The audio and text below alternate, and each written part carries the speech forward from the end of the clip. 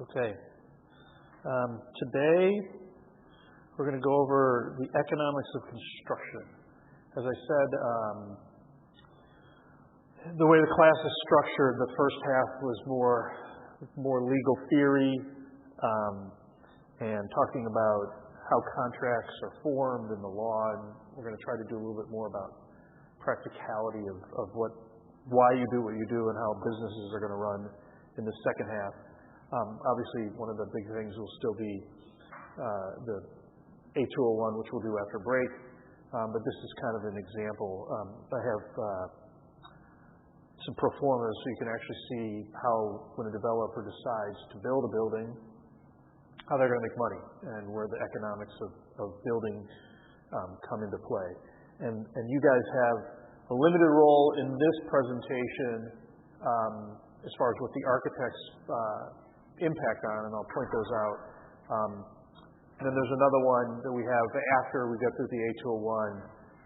It talks about how you set up your shop and how you guys actually, when you need to staff and hire and how much money you're going to need to spend to keep a business up and running and the revenue generation for that. So, okay. All right, so let's start off here.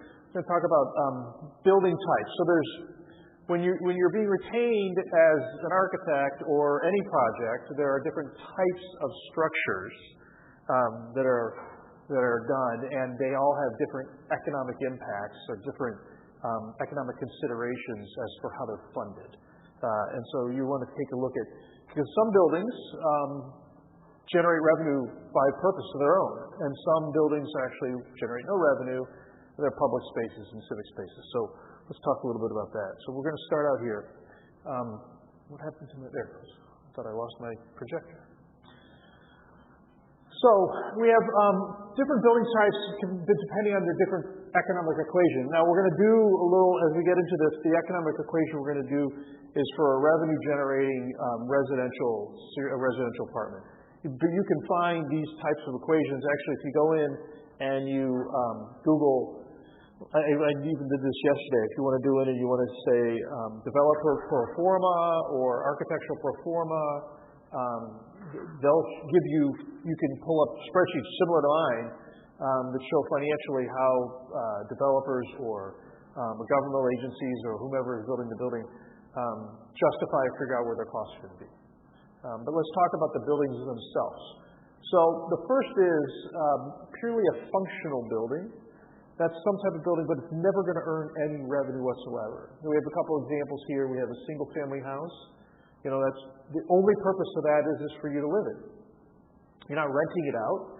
You're not making money. Now, maybe in the long term, there's an investment. People buy their houses and they hope that the real estate market in their area goes higher, and so when they eventually sell, whether they've moved before or after their mortgage has been paid off, they may make money off of it. But by and large, you don't traditionally buy your own house as a revenue generator on a short term.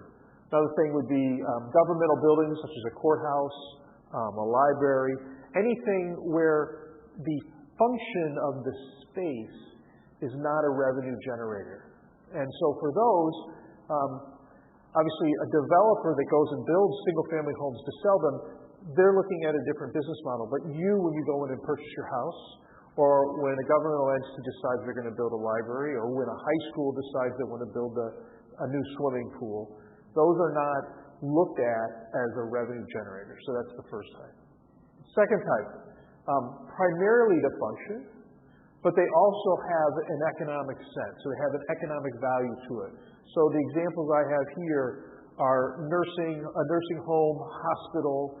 So these are types of spaces that serve a public function, but they are not there principally for generating revenue. Now, if you think about a hospital or you think about the two things that I have up here, medical facilities, obviously there is lots of money being made in those facilities. Assisted care facilities, retirement facilities.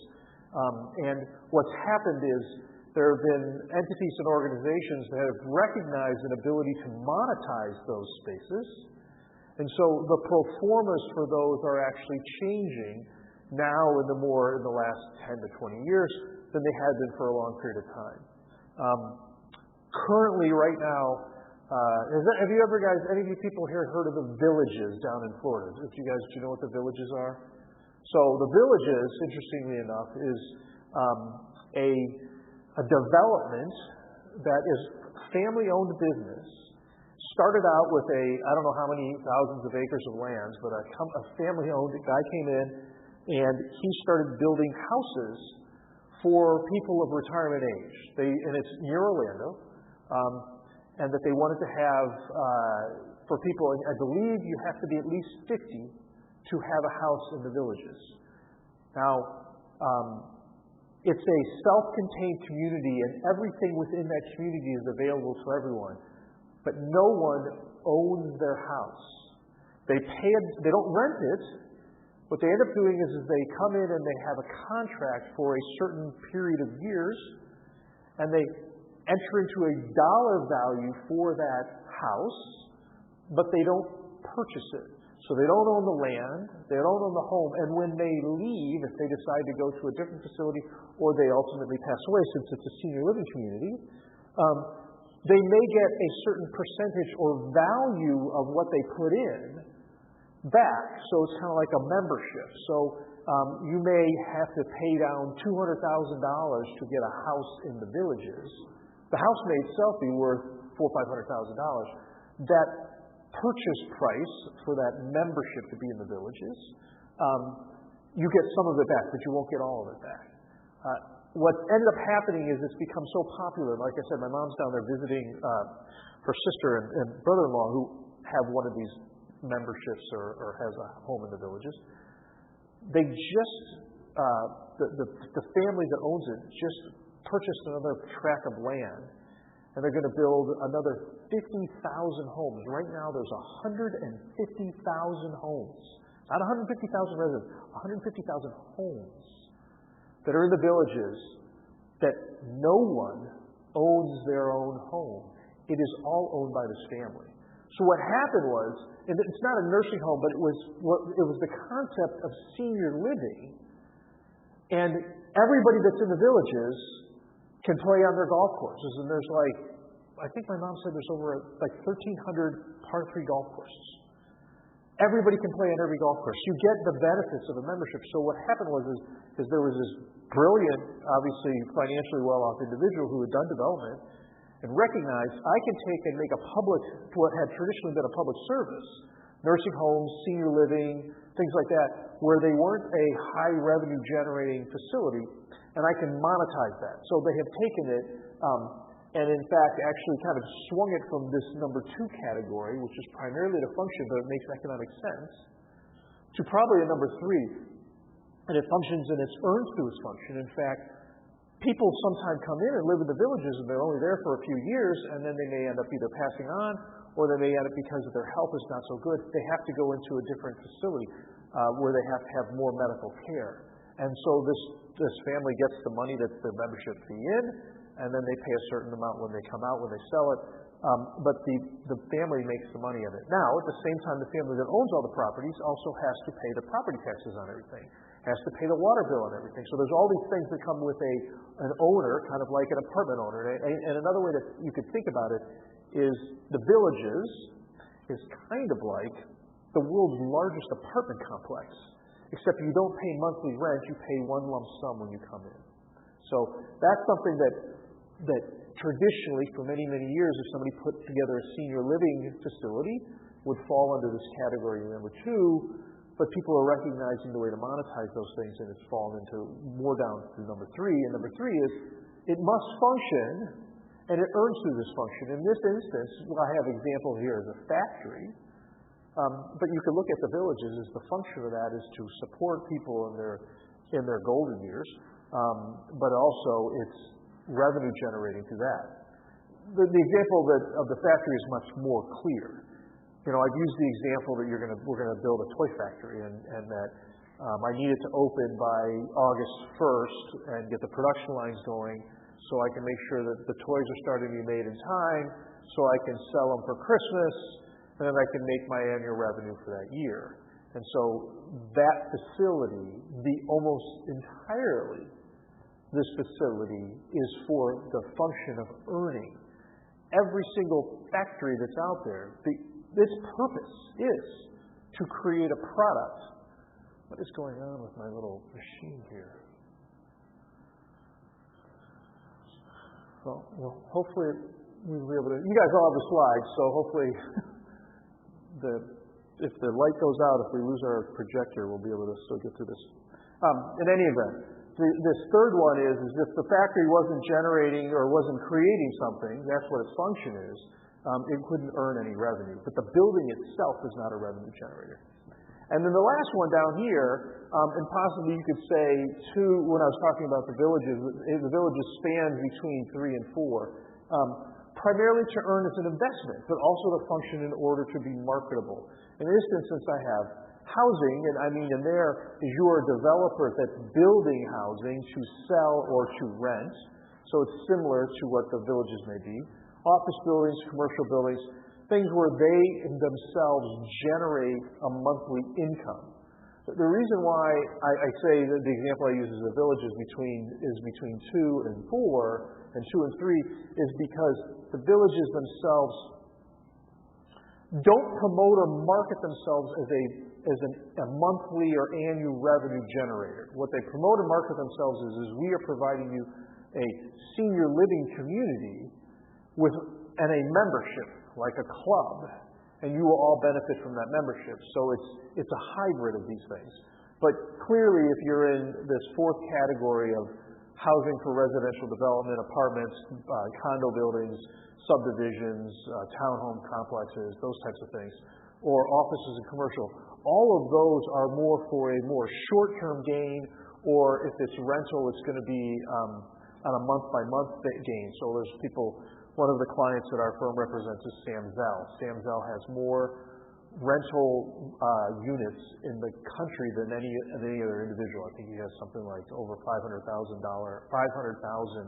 rental units. So that's one of my partner's clients. And so that is a revenue generator on a month-by-month basis, and that's the pure purpose of having those things. So that goes into this.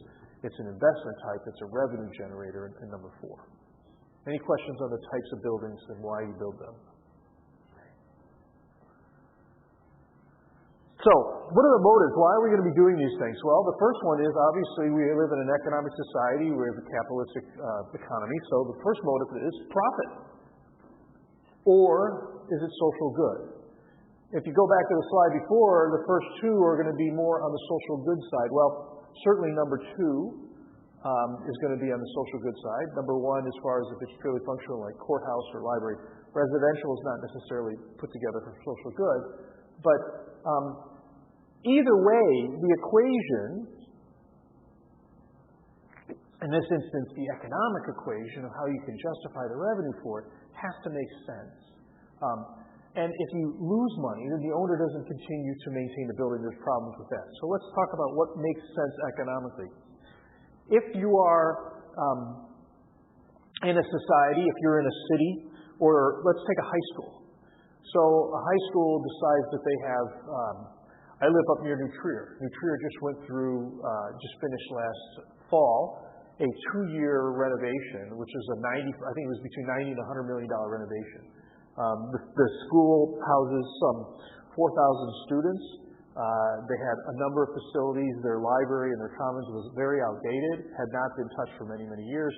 And to keep up with the technology necessary and the amenities, they had to spend the money. So there was actually a millage that went out to the vote, and the public had to vote on whether they were going to go and get the revenue. Now, interestingly enough, there had been a referendum about 3 years before, and they were actually seeking $200 million. That did not go through because the public didn't want to have the additional taxes on it. If you think about it, you have a high school that has only a very limited lifespan for a lot of people. Many, many people that would be paying taxes, their kids had already gone there, or maybe never would go there because they're going to send them to separate schools. But at the same time, there is the societal good, the social good, is to look at, well, this is one of the premier high schools, public high schools in the state of Illinois, And as a result of having the better facilities and everything else, the 4,000 to 5,000 students that go through that school every year, they have a better opportunity to go and get better grades and get better schools and colleges and do better for society later on. So there's this social, economic kind of analysis that goes through that the politicians and that the school board and the people, the public at large, do and say, is it beneficial? Is it the right thing to do to go and spend, in this case, the $90 to $100 million that they had on this most recent renovation? Loyola Academy is a Catholic high school near us. They're putting out a brand new pool, and I think that was like a $25 million addition. That's all raised privately. But in both of those instances, neither of these facilities will generate revenue. They will generate something going to the future. You know, the pool, you maybe have some people come in to watch a swim meet, but they're going to give more facilities for people. So that's a social good and reason why you do it. The profit side, the free market, well, that's if I want to go in and if I want to be a developer, if I want to do residential development. Is it worth it for me to purchase land, to develop apartment buildings or whatever I'm going to do, and a long-term investment? And most of my clients fall into this first side. I represent an entity right now. We're building a hotel in Nashville, and they just purchased a piece of property right downtown Indianapolis, and that's an existing building. The one in Nashville is built from the ground up. The building in Indianapolis is actually an existing building, and they're going to get rehab, and that's going to be another hotel. This individual, or the group that's building these two hotels, have no hotels. They've never done hotels. They're in financial investment. They're market people. But they are now looking at a different area of where to diversify their portfolio. A large bulk of their money is in stocks and bonds and those types of things. Now let's get into the real estate market. So there's a profit thing.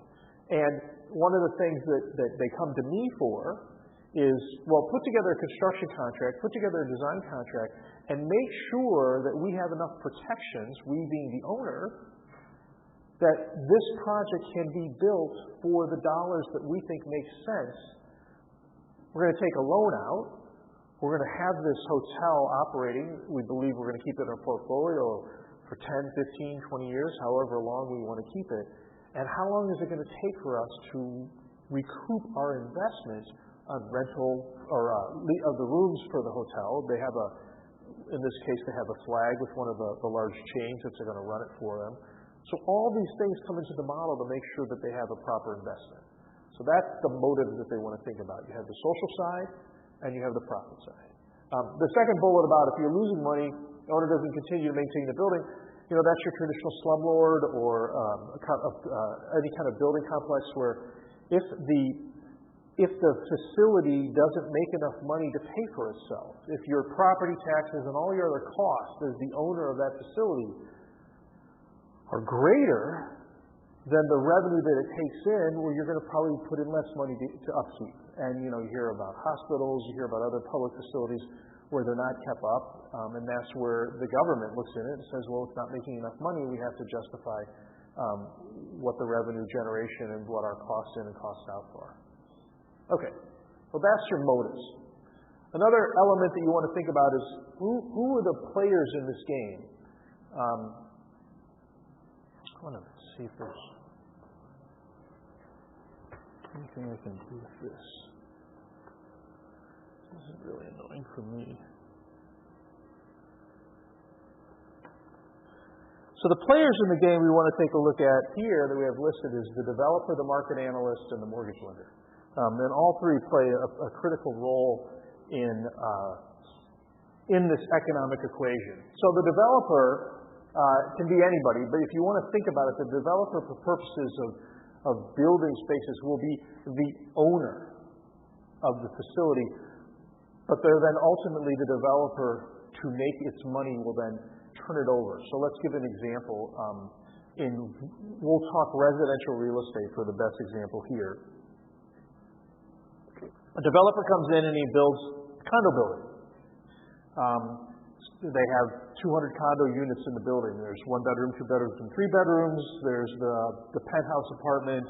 There's going to be a workout room, a heated garage, a bunch of other facilities that might be in there. And that developer is going to come to, and let's say it's going to be a $50 million construction project. That developer is going to come in.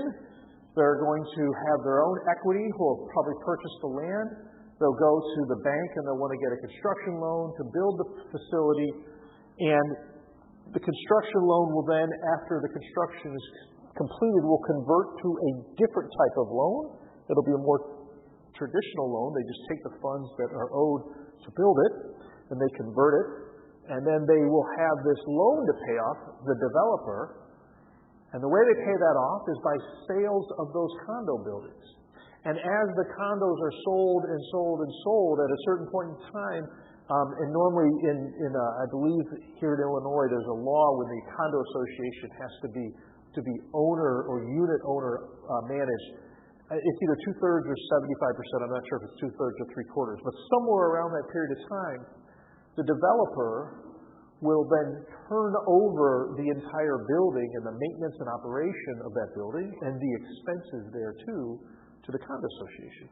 So for purpose of constructing this 200-unit building, on all the contracts, the development company will be listed as the owner. As they sell off the individual units, for purposes of running the building, keeping making sure that the taxes are paid on the overall property, as opposed to the individual units, making sure that the lights that run in the common spaces, all the things that are the common spaces, that developer will remain the owner until at some point in time, the condo association that's formed by the people that actually live in the building and now own units in the building will transfer over. But that's how the project is started, is your developer. And the developer, like I said, will make money on sales of the condo units, and at some point in time, the developer hopefully makes its money back and pays off its construction loan or whatever their loans are through the sale of those units, and then moves on to the next facility. The market analyst. What does the market analyst do in this economic equation? Well, they're the ones that come in. All right, I have a question. Does everybody have a computer? Are we all good? Because this is really annoying. I'm going to just work off of my slides because I just can't. Things coming on and off. If you guys don't mind, you got good on that? Okay, good. All right. I'm just going to turn this off because that is not. All right.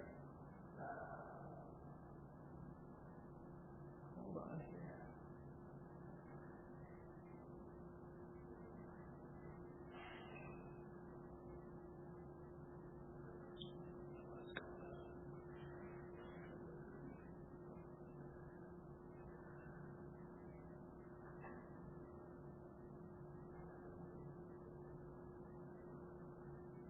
This is really annoying.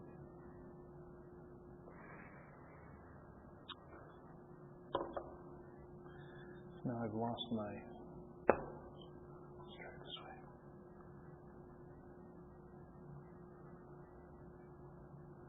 Let's see if I can pause this.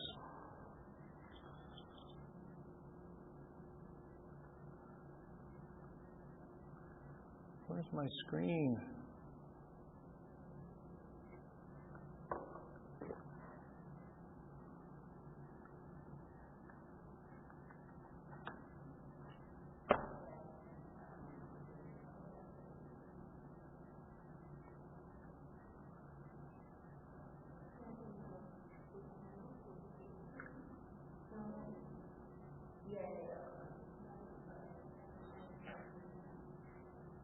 All right, I'm rebooting.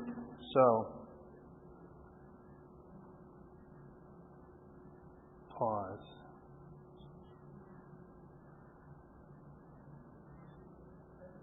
Okay, we're back live.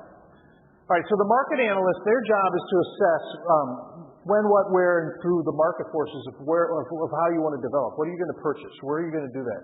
A lot of times you're going to have a developer. They will have their own market analysts. They will have They will have people internally that are going to be going and looking at it. Other entities, other business developers, they will be hire or retain people to go out. Real estate agents, but people that are specializing in one area. So let me give you a perfect example. The entity that I'm using, that I'm working with right now, that's developing the Nashville hotel and as well as this Indianapolis hotel, since they've never been in the hotel business, they hired people to go out and see which markets are the best places to build, where do they want to do this, and then go out and actually look at the buildings. And at the same time, they also hired a owner's representative that specializes in dealing with the development and building of hotels and have relationships with these hotel flags, whether it's Marriott or Holiday Inn or Hyatt or the other ones, depending on which it is. So that's where but they look to the market to see for the economic equation where it makes sense. The one that was in Nashville is kind of a no-brainer. Right now, Nashville is one of the hottest cities in the United States. It's expanding, it's growing, there's a lot of people that are moving to that area. And so that was one place that a combination of actually the owners wanted to develop there, and they recognized that it was a good spot.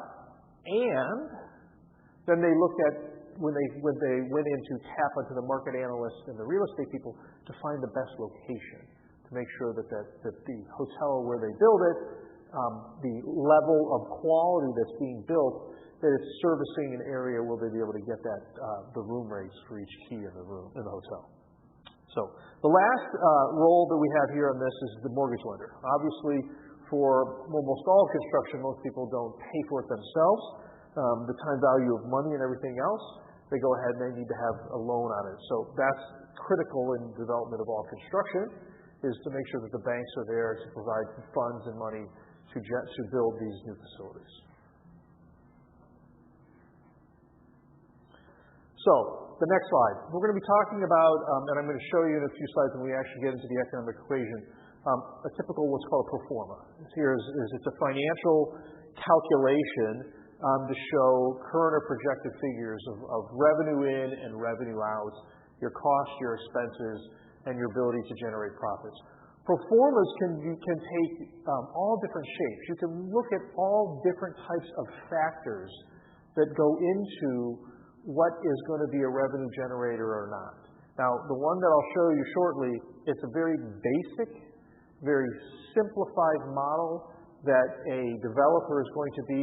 We're actually going to be taking it and walking through an apartment building where the developer, the owner of the facility that builds it, will keep it, but has to recognize and justify they have annual expenses and costs, and whether the revenue being generated will be enough to balance out those costs, and as well as then we'll do the second one will be based on if you have it as a condo building and you're actually going to be selling the facility, selling the units off, and can you generate revenue by a developer in sales of condo versus the first one is an apartment complex.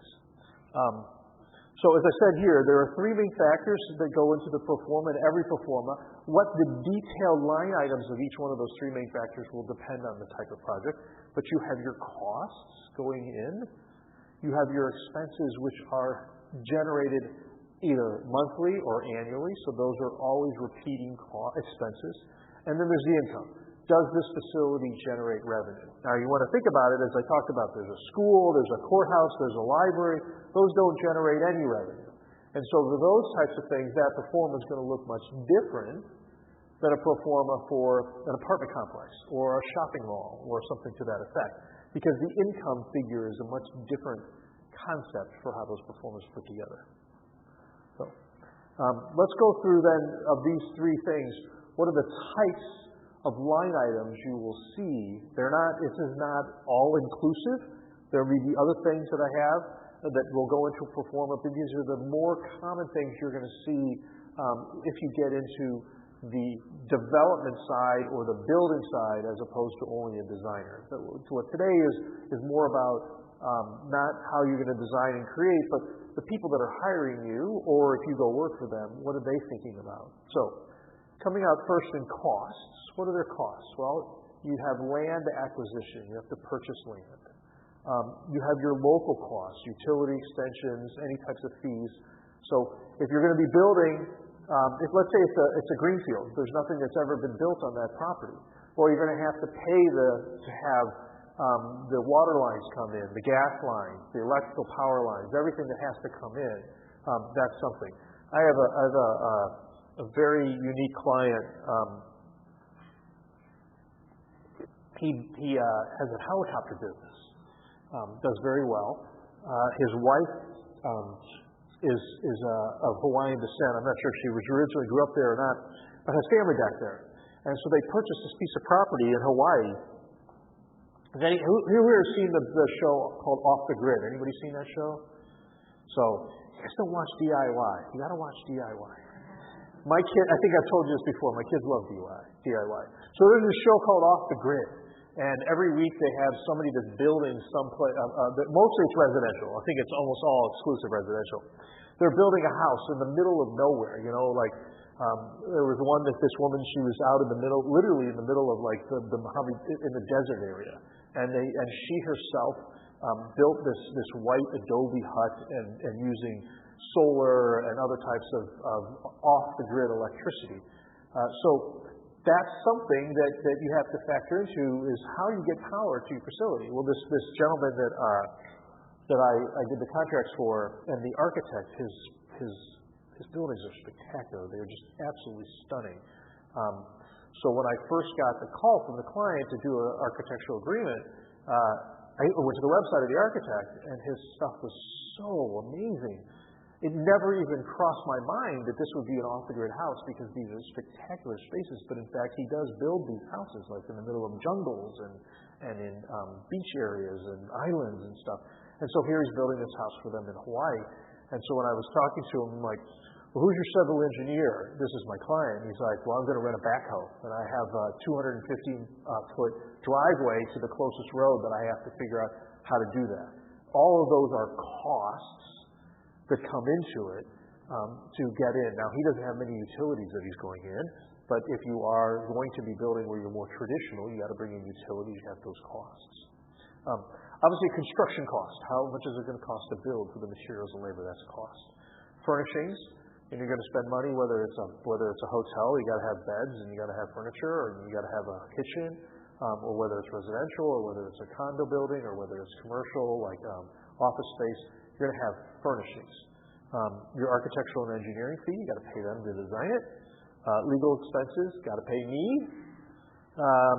Miscellaneous costs, so if you want to make sure your building doesn't sink, or you want to make sure you're not building on the next door neighbor's property, you have to have a survey run to make sure you know where your landlines are and where your boundaries are.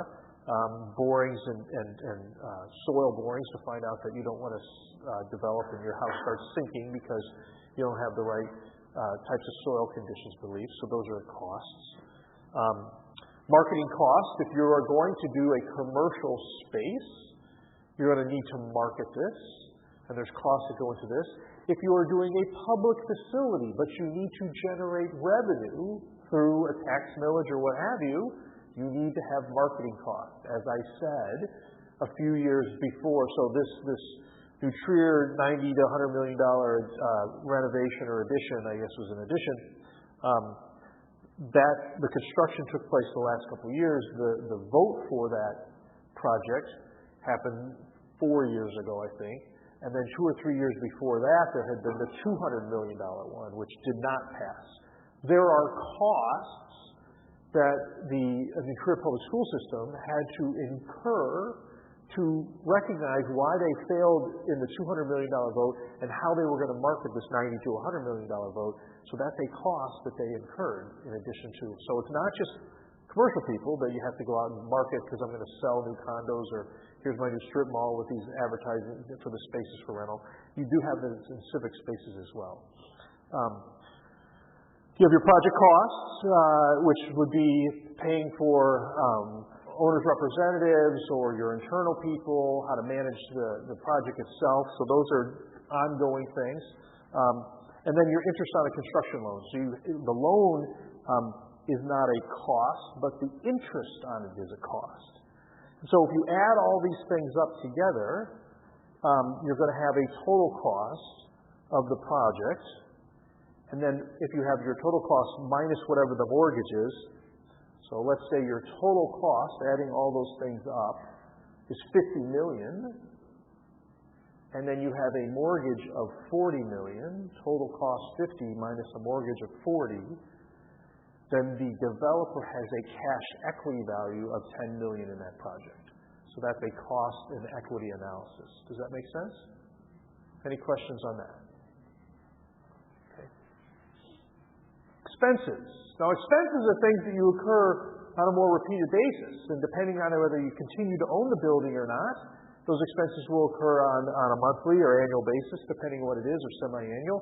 Property taxes are every 6 months, those types of things. So those are expenses, and it's different than a cost, and so you have to categorize them differently in your pro forma. So, utilities. Now, it's different than the cost of running a utility line. Once the line is there, then you got to pay for the electrical, the power, the water, whatever it might be. So that's an expense. Operations. If you are running a condo building, or if you're running a strip mall, or if you're running a hospital, or running a library, you need to have people. You have the building maintenance, the engineer, maybe a doorman, those types of people. That's an annual, it's actually a monthly expense. Most of the time they quantify it as an annual basis on a monthly payout, but that's an expense. Repair and maintenance, not just the individuals that's doing it, but the actual cost for repair and maintenance. Right now, I just worked on a contract last night for one of my clients that's doing tuck pointing. It's going to be, I think it's about a 30 or 40-story condo building, and they're doing tuck pointing and sealing of the windows and doors, the exterior windows, and duct pointing all the bricks. It's a $1.6 million cost for the building. That's maintenance, and that's something that they have to do an assessment, a special assessment, to charge the unit owners to pay for that. So that's an expense. Your management office, continued marketing in case you want to turn the building over, especially if it's an apartment building. You have to continue when apartments go dormant or go unleased, the lease is finished, you need an empty unit, you have to market it to make sure that you keep filling the units. You have your insurance. Make sure that if anybody slips and falls on your property, or if there's a fire, there's property insurance, there's various types of insurance. Again, an expense, whether that's probably going to be on an annual or semi-annual basis. Real estate taxes that you have to pay, which is going to be every 6 months, and any miscellaneous. So if you add all those together, those are your building or your facility or your whatever it might be, your development operating expenses. And so then you take that plus mortgage retirement. Mortgage retirement is how much you pay to the bank on your loan every month.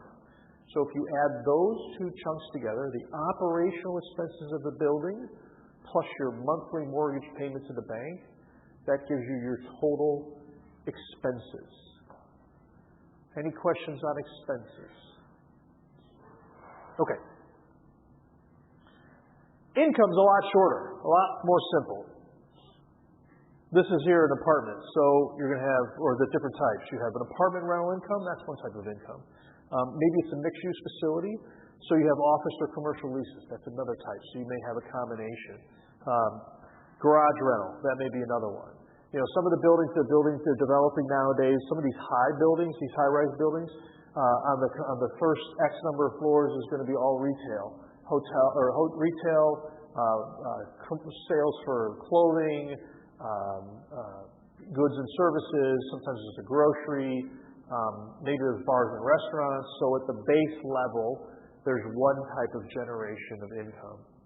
And then at the mid-level, often we'll have, sometimes we'll have a hotel, and the hotel will generate revenue, and that'll be a second type of income.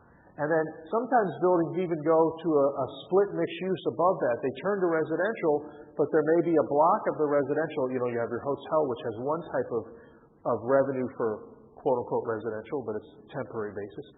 But you may have a block that's going to be apartments, and then you have another block that goes condo. And as you get higher, that's when you sell off the condos because they have more views and everything else. Like if you want to take, for example, and recognizing that buildings can have these mixed-use revenue generations. So as you guys know, I think I told you I work in the Sears Tower. The Sears Tower has always had, at least since I started working there, and I started working there in 98, but it's been around since 1973, the Sears Tower always had in the kind of bowels of the building, literally underground in the bowels of the building, There was a teeny little bookstore. There was a barber shop. There was a drugstore, convenience store where you get chips and sodas and buy your lotto tickets. A Dunkin' Donuts and a little tiny restaurant. That's about it. That's all that they had in the building to facilitate. Oh, I think a shoe shine. To facilitate the 15,000 people, up to 15,000 people that could work in that building. There was hardly anything. None of those commercial type spaces really generated revenue that impacted or changed the operating expenses of that building. You know, the rent that they charge Dunkin' Donuts or the little food court that they have didn't really make that much money for the tower when you look at the cost to run this 110-story building. I mean, Mrs. Levy's was there for many years, and that actually did pretty well, but there wasn't much. So the building has been bought and sold, I don't know how many times since the original ownership, but finally, 4 or 5 years ago, or maybe a little bit longer, a conglomerate came in and purchased the building. I think the purchase price was like $1.3 billion. And they needed to figure out how can we recoup the generation of revenue other than paying for rent, because if you think about it, lots of new buildings are built in Chicago. Lots of nice high-rise spaces closer to the water. And so now the Sears Tower, here's a building built in 1973. So how many years is that? 50-some years old building. And they are competing against brand new buildings with brand new infrastructure, a lot different layouts, all the nice amenities of a building that may have been built in the last 2 or 3 years. And all they were offering was office space. Now, there's a certain cachet to being built working in the tallest building in the Western Hemisphere and some other stuff that it owns, or had owned for many years. But it didn't have an impact, so they need to figure out how do we bring more people in? How do we bring more people to rent the units, the floors, the tenants, when all you have is a Dunkin' Donuts, a shoe shine, a convenience store for your lottery tickets, and a food court? It didn't attract people. So what they did is they actually we are in the process of a 2.5 to 3 year, $600 to $800 million. I think it's going to be closer to $800 million. Almost the entire cost to purchase the facility of renovating this entire structure. They're building out this whole, almost taking the entire block that it sits now on. They're going to have retail and residential and retail and beautiful shops and high-end restaurants and everything else. So now it's in the corner of the loop. It's in the southwest corner of the loop. But it's now their hope is to make it a destination space for people all around to go, to come in and shop and have good food and everything else, so that there actually will be a revenue generation portion of the building that's separate and independent from the units above that are leased out for businesses. And that in turn, because they have added so many more amenities to this facility, that will bring in more tenants and higher paying tenants. That's their thing. So that is a recognition by the owner of the building of how to get another line item of income into this structure. So if you add these three together, because they have a garage, they have office and commercial, if you add these three together, you have your gross income. But then every facility is going to have vacancies. So you have to take the value of the income, the revenue that's coming in for income, and you subtract to that, well, if I have a space that I was going to get $100 per month, but it's sitting empty, then I'm effectively losing $100 per month. So you take a subtraction of that in your vacancy, and that's your net income or cash flow for this space. Everybody got that so far? So, your net income, how much money you bring in, minus your total expense, how much money you're paying on a monthly basis, equals the profit of whether this building is profitable or not. And profitability can also be your percentage of equity. So you may have, as I said, let's say you develop that $50 million space, but your mortgage is only $40 million, so you automatically have a $10 million equity. On top of that, your building equity, because it's generating revenue, will be increased by if your income is greater than your expenses.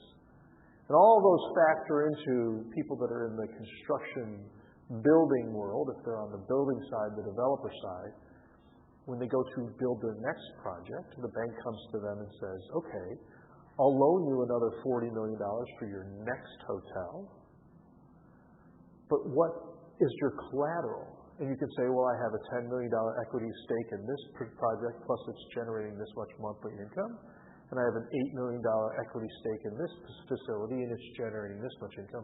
And so you have these equity valued positions that you use as collateral against the new mortgage, the new loan for the new $40 million you're getting from the bank for the next project. So that's all important when the developer looks at their portfolio of holdings. They want to understand by looking at a pro forma of what is their equity value, what is their income value that they have in all these facilities and spaces to develop and build the next one. Make sense? Any questions on that? The bottom line here on this here, it talks about return of investment, ROI. And what is your ROI? Well, here's an example. If you have a $50,000 investment and the growth is $1 million, that equals 20 times the return on investment. So if you spent $50,000 and it grew to $1 million, you got a $20,000 return on your investment. If you have $100,000 and the growth is $1 million, you only have a 10 times return on investment. So sometimes what happens is in a pro forma is you project out over X number of years the life of this building, maybe a 20-year life or a 30-year life, what you anticipate the growth value of that facility is. So another thing a bank will look at when they say, okay, you have only a $5 million equity stake in this facility, but the ability of this facility to generate revenue over X number of years will complete and create a return on investment. And so you want to look at where you're marketing, where you're spending your dollars is. Am I developing this hotel in a good area where I get a better return on the investment? Where am I doing these things? Who is my clientele? All these things come into consideration when you're developing real estate.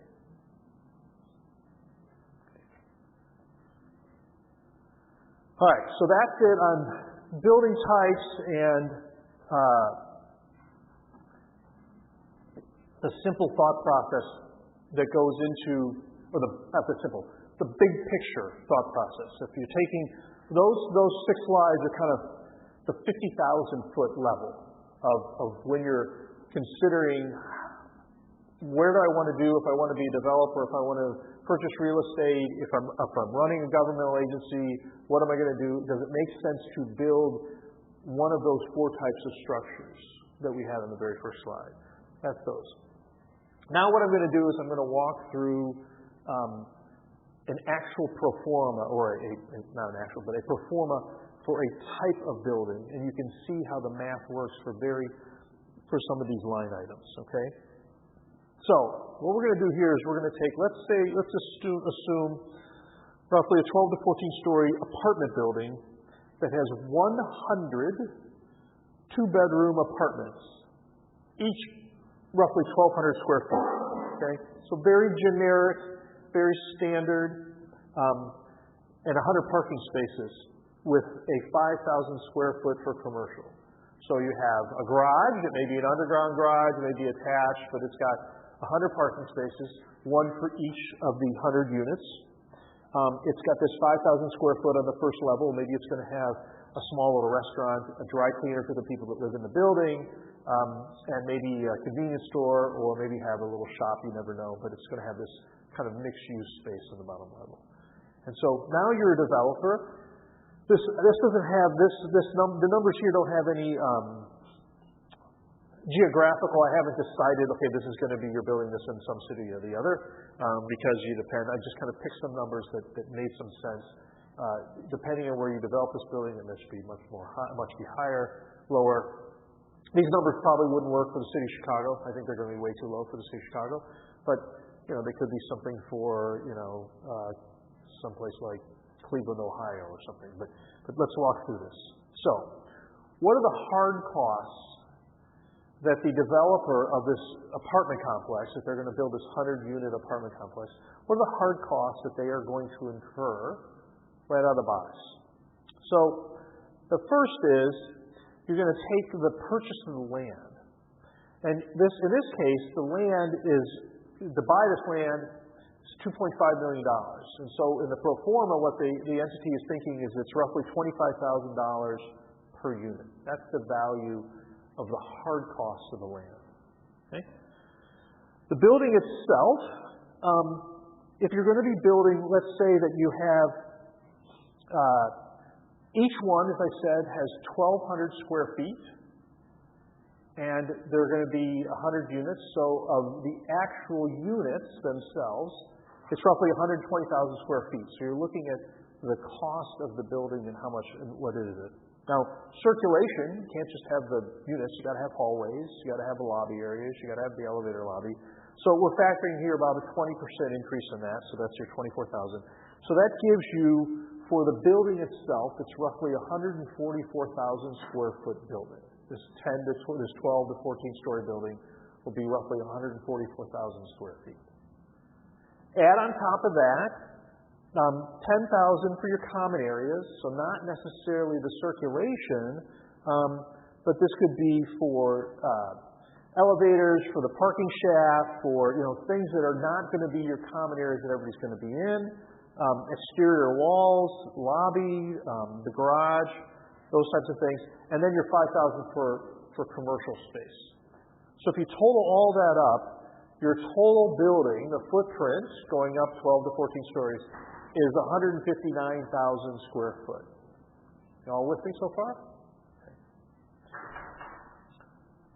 In addition to that, the garage itself, each one of those 100 units, roughly, if you have the space for the car, each one is roughly 350 square feet. You're going to add on top of that another 35,000 square feet. So now you want to build this out. How much is it going to cost to build these things out? The figures I have here are not completely off. They're probably the one for the to build the empty shell where each apartment building may be a little bit low, but I have at $135 a square foot. You're going to have a basic apartment that in there is going to have the 2 bedrooms, a kitchen, probably carpeted floors. There's not going to be hardwood floors for that, but it's going to cost to build out each 1,200 square foot apartment roughly 135 square feet, and that's for the whole building. You're going to have 159,000 square feet in the entire building at roughly $135 per square foot. So that cost, the construction, the hard cost to build out that 159,000 is $21,465,000. Then you add to that, because the garage, let's say for this one it's an indoor heated garage, so you have to, it's not just pouring the asphalt and putting the yellow lines down there, but maybe the blowers that have to keep the thing clean and the heaters and everything else. So I have a figure here of roughly $70 per square foot. And so all in for development, or the cost to have this garage, is another $2.45 million. Add those together, and the total hard cost to build this building is $23,915. Okay?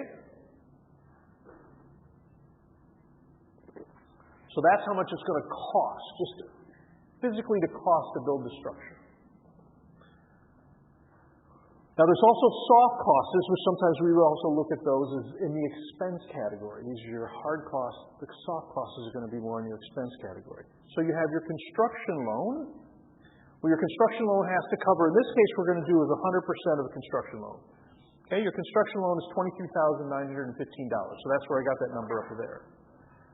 Now, as I said, one of your expenses on a loan is the interest you pay. So the interest in this thing is 7%. Let's say your construction loan is 7%.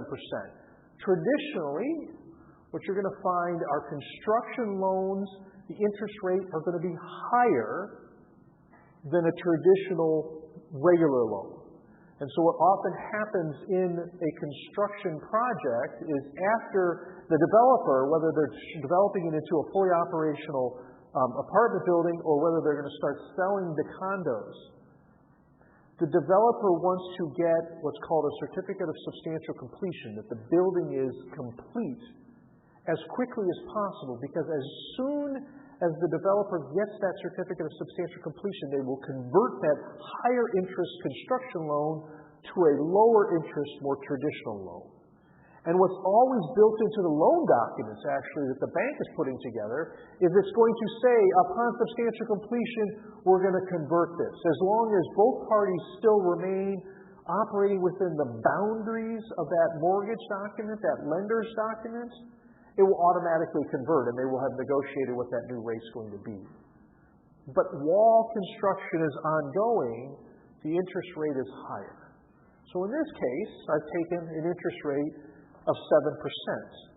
So what I did to figure out this thing, this soft cost expense, is I took 7% into the $23 million figure, but then I halved it. I cut it in half, because if you think about, and again, this is an apartment complex, could be a condo as well.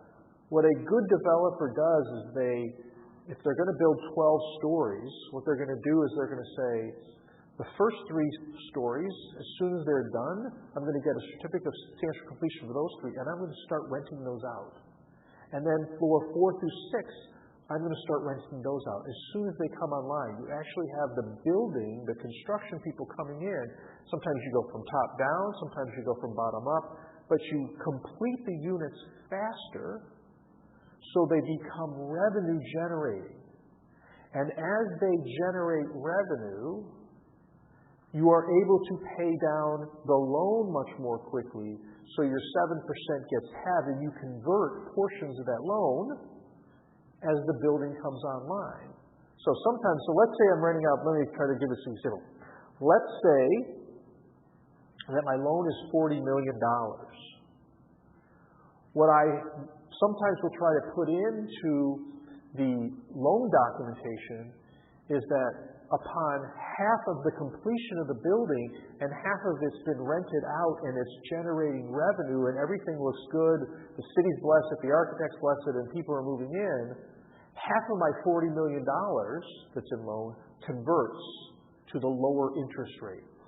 So if you're halfway done with the building, half of your mortgage is running at a different interest rate than the 7%. And so therefore, that's why I say it's been halved. And this is a very, very simplistic pro forma, just so you understand. There's a lot more complex things that come in when you sit down and do these gradual turnovers of units and floors. But for this, just make it very simple. The concept is, it's going to take me a year to build it, but after 6 months it starts generating revenue. I don't have to pay the 7% on the full $40 million. I only pay it on a half of that 7%. That's why it's been halved. Does that make sense? Okay. So, is there a negotiation that goes on between the representative lawyer of the developer and the bank? So, yeah, kind of. So a combination. It will be a negotiation between the developer owner, or whoever that is, the borrower, let's call it for this case the borrower, and the lender. That will be a conversation. Whether that conversation is done by the lawyers or whether it's done by the business person for the developer depends on who's really wearing the hat. So for right now, this hotel that we're working for in Nashville, the architecture agreements were done in last summer. The construction contract was signed in January. They've actually broken ground and started doing work on it. We are moving forward to close on the loan documents sometime in the next 2 to 3 weeks. I, as the construction lawyer in the deal, am gathering lots of documentation relating to the construction and what's going on and who's doing what in the payouts. I have zero involvement in the financial negotiations.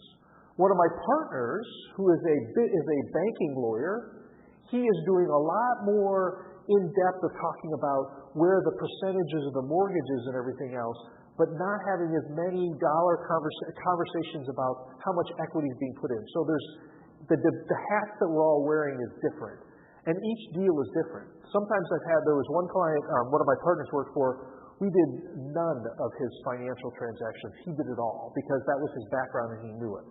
So it just kind of depends. But sometimes you will have the lawyer coming in and working that. Ultimately, you're going to have a lawyer that drafts the agreement or make sure that it's legally or properly stated, whatever the terms of the business deal are properly stated in the document. So there should be a lawyer for that.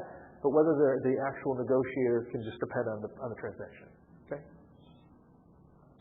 Okay. So what I did just to get you this, to get this $837,000, is I took the $23,915,000.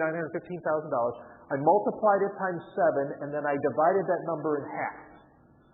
So if you were paying 7% interest on $23,915,000, it would be roughly $1.7 million as opposed to the $837,000. But that's your mortgage interest that you're going to be paying on this loan for the life of the loan. Okay? That's your expense. Now, lender's fee, because they're always going to charge a fee on top of that. You just got to pay that. This is sometimes you heard points when you have something. So this is 1.5 points, 1% interest in the full loan. So if you have, sometimes you talk about if anybody, if now or you have or in the future you buy your own place, sometimes in residential markets you want to get a no points closing, meaning you don't pay this fee to the lender. In the commercial world, there's no such thing really as no points. In this case, it's a 1.5 points here is the 1.5 interest. So you have to pay that, so that's an expense. The architect's fee. Well, you got to pay the architect to design the building. Now here, I have a figure here of 4% of construction costs. So if you remember when we were talking about the B101, there are different ways that the architect can have a fee. They can say, I'll design your building for $100,000 lump sum. Another way they could have their fee, the architectural fee, says, I will design your building on an hourly basis. For every hour, you pay me X, Y, or Z, depending on whether it's a senior designer, junior designer, or draftsman. And that's an hourly basis. And so that's just, as the clock ticks, so is the fee generated by the architect. A third way that the architect makes money, gets the fee, is it says, you pay me a percentage of the ultimate construction cost. So that's what this model here is using the percentage of the construction cost, 4%. So, did you have a question? Yeah. So the $155 full percentage, does that take out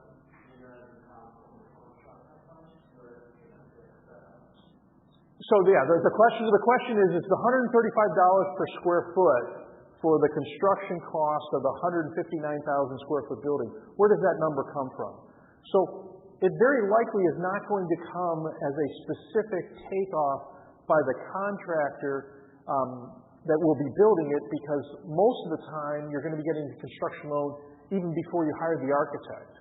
What's going to happen is you're going to be working with your market analysts, you're going to be working with people in the industry, and you're going to say, I'm going to be developing this type of space at this level of luxury or accommodation, and there are cost estimators out there that have kind of standardized figures.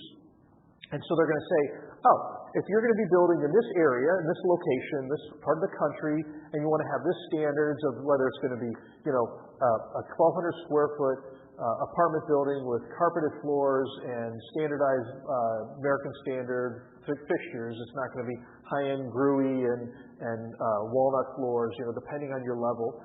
You can find these kind of set numbers, roughly $135 per square foot or what have you. It's going to be a cost. So, and if you ever go online, you just say, you can actually do this. You can go online and say, high-end residential in the Chicago area, what's the cost of square foot of building that home? And you're going to find $300 to $600 per square foot or something to that effect. So that's where that 135 is. Those numbers, though, the $135 square foot, while it's not for your specific project, is a survey of many, many projects of a similar like and feel that actually were constructed. So they have a real basis in real construction costs. It's not just somebody just picking a number out of the air. So that's where that comes from. Okay, so you got your architecture fee of 4% per the construction cost. So what I did for that is I took we all know that the hard cost is $23,915,000. I multiplied that times 4%, and that gave me the $956,000 architectural fee. So basically, the architect for designing roughly a $25 million hotel, the architect is going to get about just under $1 million. So that's a pretty nice fee for its work. Legal, got to pay me. I got to do the contract. So we're going to just come out $50,000. That's really cheap. You should be paying me more because I'm really that good. Marketing, you want to go out. If it's going to have this apartment building, you got to pay for marketing. You got to have costs, whether it's going to be radio ads, whether you're going to be print, whether it's media, digital, however it is. You got to market this. So that's another expense that comes in. Soft costs, we're calling it here. And then miscellaneous. $120,000 it covers, the gambit where you have to pay permit fees to the city, who knows what's going to come in. So there's this kind of, maybe you have your own revenue because you're spending all this time, you're the developer, you got to pay your own salary, whatever it might be. So there's just this miscellaneous cost in here. For the architect fee, that includes the full service, including construction administration? For this example, this very simplistic example, yes. And I will tell you, as we get to the other lecture that we'll have shortly right after we do the DA201, you'll see that this 4% is woefully low for this type of structure. What you're probably going to see is an architect's fee for new construction like this. And if you remember, I think I talked about in last class, 4 is the low end, probably more to 5 to 8. So if you remember an interior, so depending on where you might swing for the architect's fee, 5 to 8%. Residential is going to be 10 to 12%, so you kind of fall into that line. But I just plugged in 4% here. It kind of came around to close to about $1 million for their fee. So you add those together. That's your total soft costs. And then you have your total hard costs. You add those together. And so for the total project cost, after the developer looks at this, it's going to be $25,964,500. That's the total project cost that they're going to have here, of which only $23 million in some odd sense is going to be on the mortgage, on the loan. So the developer here still has to come up, because it's these soft costs, are still going to have to come up with the $2.049 million. That's a lot of money that you just can't go in and start developing and walk in and give me 100%. You're not going to get a loan for the total $25 million. So that's your total cost on one side. Everybody got that? Income. So let's look at the other side, the income. How much revenue are you going to generate? Well, here, remember, we have 100 units, and you decide you're looking at the market or area where it's going to be, the cost. You're going to say, okay, I think I can get roughly $1,600 a month for rent. Now, like I said, this is not Chicago, and we all love a 2-bedroom apartment for $1,600 a month. That's 1,200 square feet. That'd be pretty nice. But for this instance, let's just look at it here. So you have $1,600 a month for 100 units for 12 months. So you have an annual revenue of $1.92 million, $1,920,000. That's revenue coming in. But you got those 100 garage parking spaces. And you're getting $200 a month for the parking space, because parking in a city, let's say this is in Chicago, but it is in a city, it's premium, so you're going to get $200 a month to park in there. So you have $200 times 100 spaces for 12 months. You have another $240,000 in revenue. And then remember, we had that 5,000 square feet of commercial space. The dry cleaner, the little convenience store with some food in it, maybe a tiny restaurant or whatever you might have, a little pizza joint. And that's going to bring you another $100,000 in rent a year. So you add that together, you have a subtotal of $2,226,000 of annual revenue. Now, you would love to have that every one of your apartment units are going to be rented out, but that doesn't happen. So in this instance, we have a 5% vacancy. That's pretty good. You're selling out 95. So you only have, of the 100 units, you got 95 of them are rented. So that's pretty good. Probably high end in this sense, but in this case, just for purposes of the analysis, I just took a 5% vacancy. And you have to factor that in. So you are losing revenue because the top line, the very first one, is the assumption those are filled at 100%. So since they're not filled, you have to take that revenue away. Here it's $113,000 of revenue not being generated. And that gets you a total of income of $2,120,000. $140,000 on an annual basis. Everybody tracking? I promise, the very first lecture, I did not say there won't be any math. That said, the exam is not going to make you go through these types of math gyrations. I'm going to ask you, if there may be a question of like, what does a pro forma do, or what have you, but I am not going to make you come through and do a calculation of how much rent you need to make sure you make money on a project, okay? Math is today, not on the exam, but I think it's helpful to see how these things work so you understand it. Okay, so total income, $2,147,000 based on the operations of this building. Okay, and then we have some expenses. Remember, there's the costs, and so there's the expenses. We had the soft costs on the front side, but now these are true expenses that are going to be occurring on a monthly basis every single month. Management, the salaries, utility, the maintenance of the building. So I kind of lump this all together. And you got to have the salaries of your building superintendent. You got to have the elevator service every year. You got to have the furnace service every year, the air conditioner, the lights, whatever it is. Every year, all the monthly things that come in together. Your cost of utilities. You got to keep the electrical going. You have to have the gas coming into the building. Even though, because it's an apartment building, you have to pay for all of those. If you think about it, your tenants in an apartment, they just write you a monthly check. Some places the tenant may have their own electrical bill, but there's still the hallways and everything else. So I have here just a figure of roughly 40% of your income, and that's not a bad figure to think about for a pro forma like this. Roughly 40% of your income are your management and costs. So you have $858,800 of expenses for management. And then you have your mortgage retirement. So in this case, your total value of your cost for the project was $25,964,000, of which your loan was only 85% of that. You didn't take a full loan of the whole $25 million. So your loan actually is $22,069,825. So that's how much you owe the bank, your loan. In this case, I have a 6% interest. It could be lower nowadays. When I put this pro forma together, it's probably now going to be closer to 3 or 4. But just for the purposes of this, your mortgage retirement, it's going to cost you $1,324,190. So if you add your expenses of $858 and your $1.3 million, you have total expenses of $2,182,990. That's what your annual expenses are going to be. Okay? We go to the next slide, and that's where you see the problem. Your income for this project is $2,147,000. Your expenses on an annual basis, however, is $2,182,000,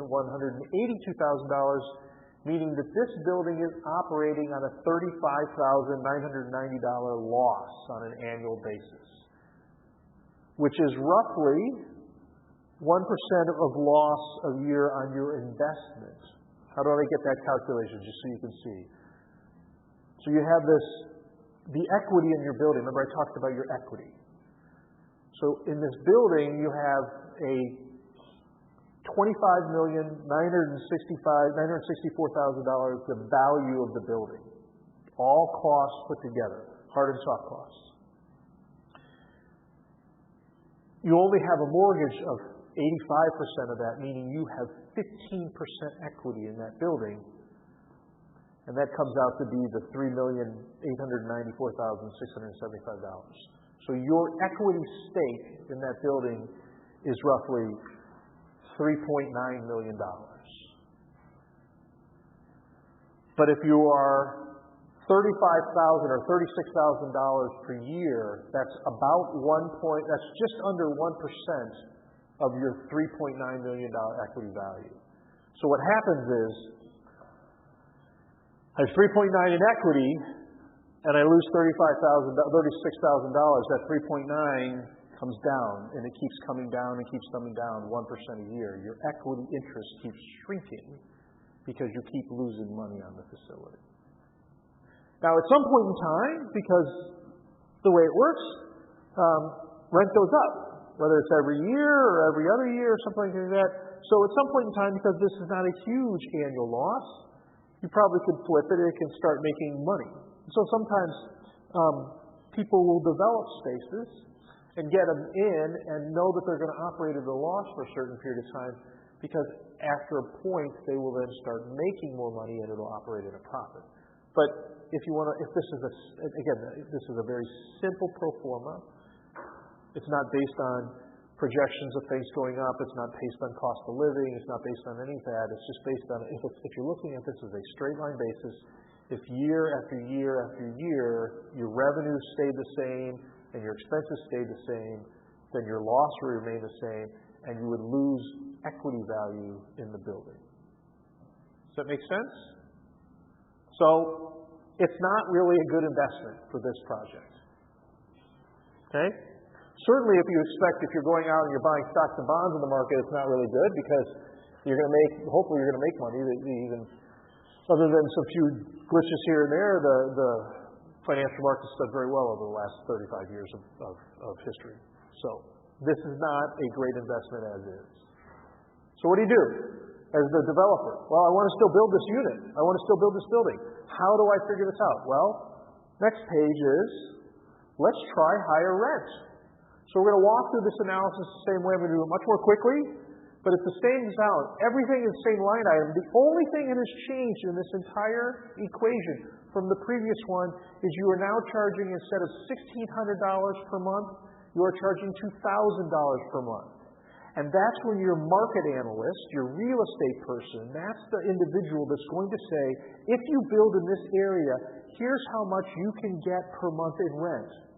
And so what happens is when you go in and you say, I'm going to develop in Cleveland, Ohio, and I'm going to put in a 100-unit apartment building, how much can I get rent? Because I know the cost of building it is always going to be this static.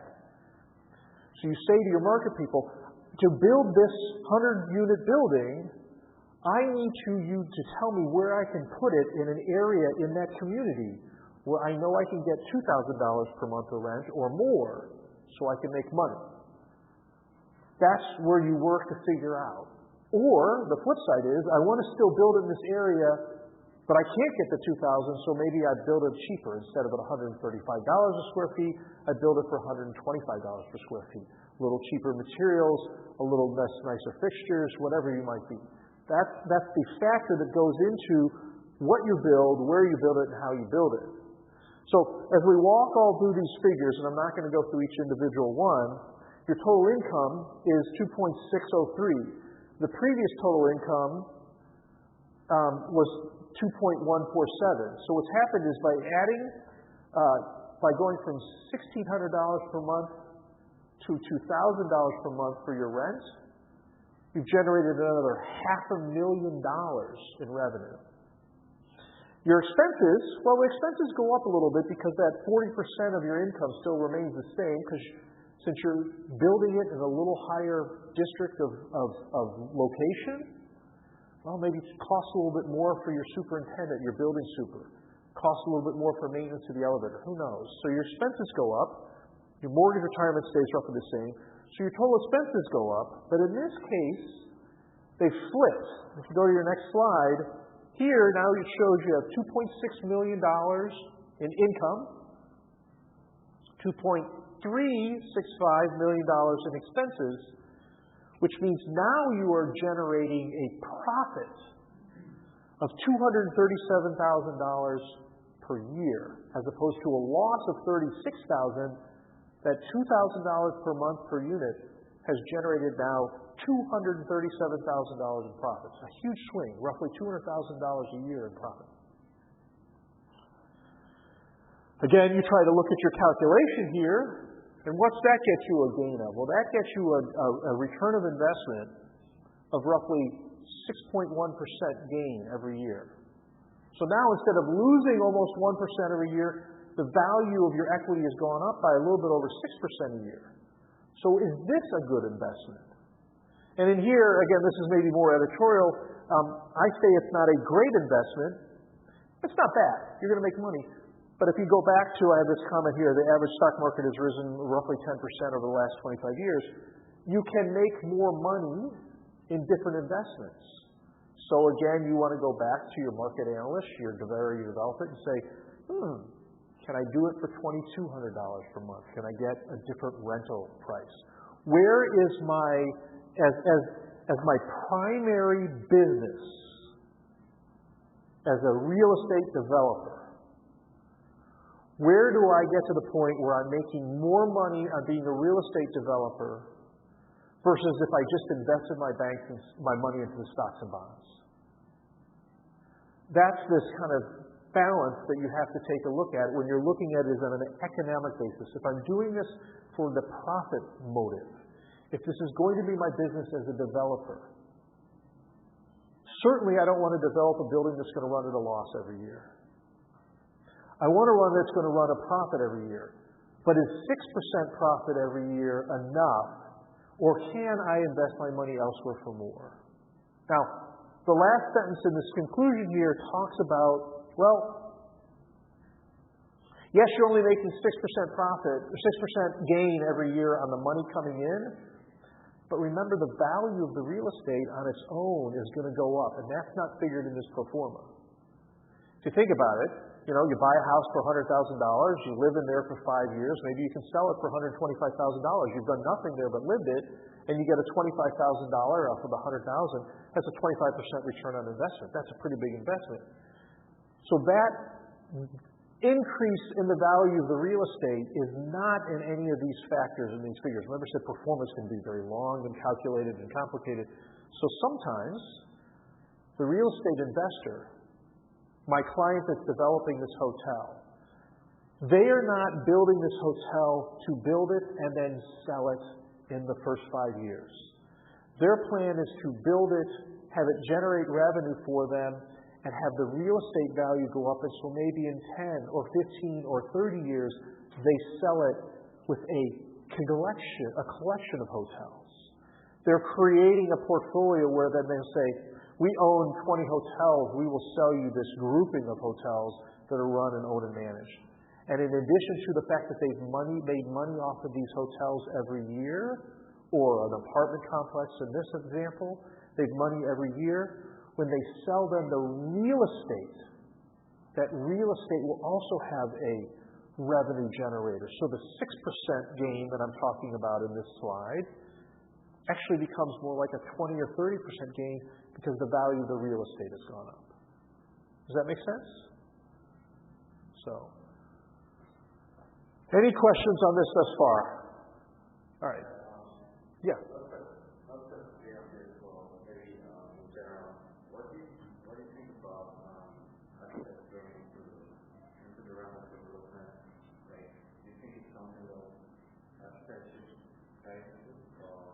The question is what do I think about whether architects should go into this real estate development business?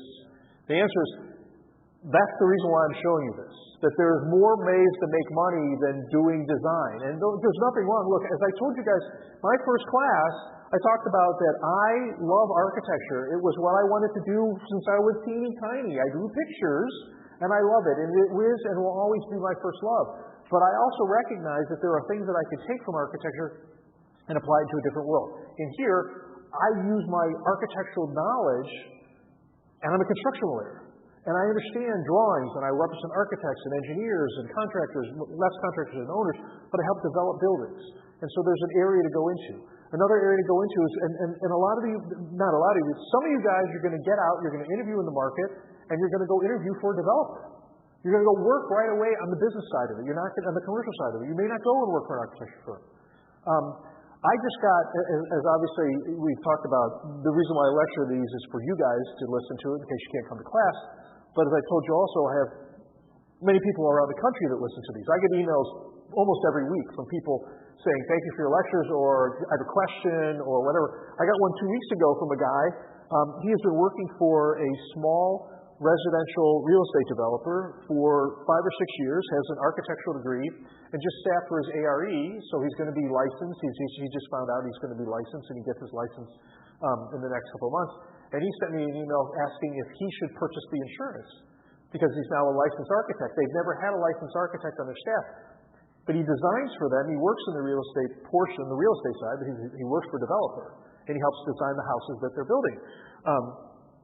I told him in my email, I said, well, first of all, if you're working for this guy and he's benefiting from you being licensed, that guy should pay for the insurance, not you know, unless you're an independent contractor. But there are various avenues that you or any of you guys can go when you get out of here.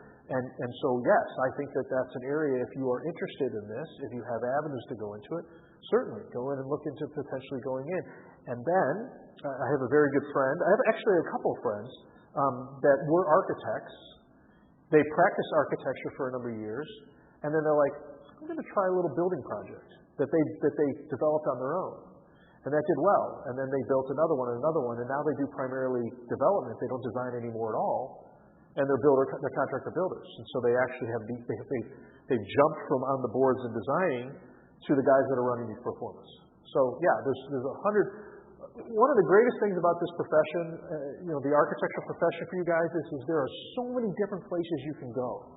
Well, a good friend of mine from college, he's like one of the senior executives at Otis Elevator. Because when he got out, he did some design work, but then he went into, because he had this architectural background, he went in and started working for Otis Elevator. Another one of my classmates, she's one of the senior people down at, I'm trying to rank which university it is. I don't know if it's at Northern or, I don't know, but I think it's Northern University. She does all the facilities management. She runs all of their construction projects for a university. So she's not on the boards anymore, but she's using this. There's so many places you guys can go with this education, which is great. So, okay. Only a few more slides. Let's get you guys out of here. Real quick, here's a condominium analysis. Same analysis that you guys done before. So here, but you don't have all the different types of expenses and rentals and everything in this case. So here what we have is your hard costs. Let's say it's the same building.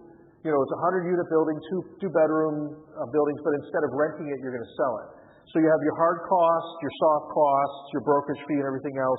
In this case, because the brokerage fee is going to be a little bit different, and your legal and your survey, these costs for the increases, these are new costs that I have on this slide than from before. They're additional costs because you're going to be owner-developer, different than and selling it off.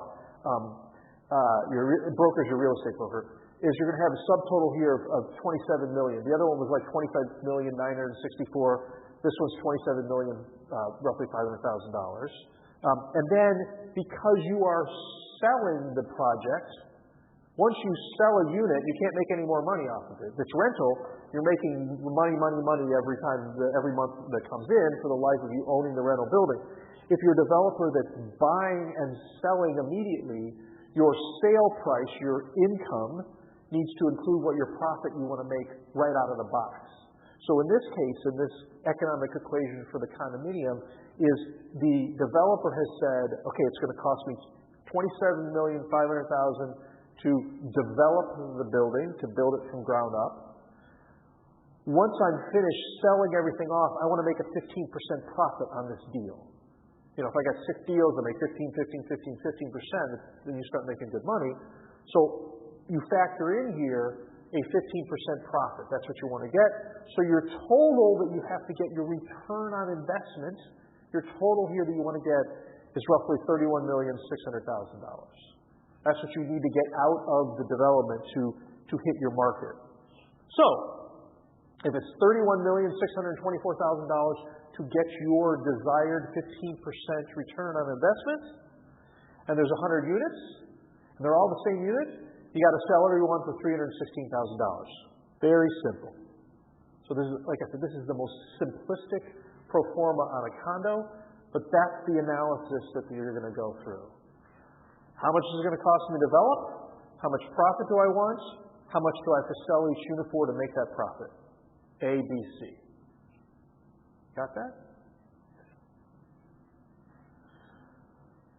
Two other points. I think this is my last slide. I have here, it says ownership and care for the buildings. These are things, remember I said my analysis is a static, straight line analysis. Your revenue doesn't change, your expenses don't change, your profit or loss doesn't change. So my very simple pro forma doesn't change. We all know those are things that are going to happen. the building gets older, in the very beginning, you're not going to be repairing and replacing the furnace or tuck pointing every year. There are going to be certain points where your revenue or your costs, your maintenance costs, are more as the building gets older, and you balance that with the increase in rent or what have you. But these are some things you want to think about. Your ownership, you always are responsible. If you're going to continue to own an apartment building, you're always responsible for the care of that building. And so what I have here is I have apartment buildings, landlords that don't maintain, or slumlords. One thing that happens is when you're as the life of as the building gets older, your maintenance costs increase more, and the value or the percentage of those maintenance costs or the salaries to have your project, your building superintendent or what have you, the utilities, as those costs go up, you aren't able to compete at a same percentage rate of increasing the rent. So your revenue goes up at 1%, and at some point in time, the building can turn, and that the maintenance and operation costs go up at a higher percentage. And so now what's happened is instead of making, in our one factor at $2,000 per month in rent, instead of making $237,000 of profit every year, that profit margin starts to shrink. And so building owners then start figuring out where they want to skimp and save to keep their operational and maintenance costs more even and equal to their revenue income of whether those rents are going up in the same percentage. And that's when a building can fall and get into disrepair. So you have to look at, and what building owners will do, people that own portfolios of buildings, they'll look at, instead of the static line that I'm talking about for my example, they'll look at the increased costs and trends, and they'll look at the increased costs or the increased revenue potential generation, and will at some point in time recognize that before it's going to be a loser, they'll turn and sell that building, so it won't be something that's draining on the portfolio. It's a whole different market analysis that we won't get into, that it's future and forecasting and predicting how long you want to own real estate and what types of real estate. I raise this more along the lines of, and certainly the guy I mentioned, Sam Zell and Equity Residential, they are not anything remotely where I have here is the slum ones and everything. Like the reason why he is one of the most successful residential real estate owners and REITs and investment trusts and everything else in the country is because he buys and sells at the right time. He recognizes that going in and buying and selling and turning over units and everything else, so he can continue to or his company, and there are multiple complexes, continue to maintain the reputation of having high-end units and high-end projects and good value before he has to spend the money and then they turn. So that's just one thing to be aware of. The other thing that I have on here is this condo litigation crisis, which actually there's been some new case law that's come out in the last year that's resolved this. The point that I'm making here really quickly is one, developers cut costs, so they can sell the building cheaper. You recognize if I have to make $316,000, I'm sorry, if I have to sell each condo unit for $316,000 and I don't think I can get it in that area, well then I cheapen up the floors or I cheapen up the windows or whatever so I can make my profit area. So that's one problem. But what happens with that, unfortunately, is remember we talked about LLCs a couple, 4 or 5 sessions ago. What happens is the developer comes in, they set up an LLC for the development, and they build the structure, and they make their profit, and they turn the condo to the condo association over. They turn over, here's your 100 units, you guys go run it, and the LLC kind of fades away. There's nothing in that LLC. It was created solely for the development of that 100-unit building. And then like 3 or 4 years down the road, all the roofs are leaking or the windows are leaking because they did cheap materials. And then the homeowners that bought these condos turn to sue the developer. Well, you can't sue the developer because the developer isn't the party that built it. It's the single-purpose LLC. So if I'm the developer, I'm Mike Hanahan LLC, can't sue me because the entity that developed it was 315 North Wabash LLC, and that's the location of the building. And so the condo owners sue 315 North Wabash, and I'm like, fine, sue me. There's nothing there. It was a shell. It was simply for the development purpose. So there's case law where the condo building, because then they're out of luck. I mean, you have a leaky building and you try to sue and there's nobody there. There's nobody to pay for the fix of the building. And that's because the developer cut corners to make their profit.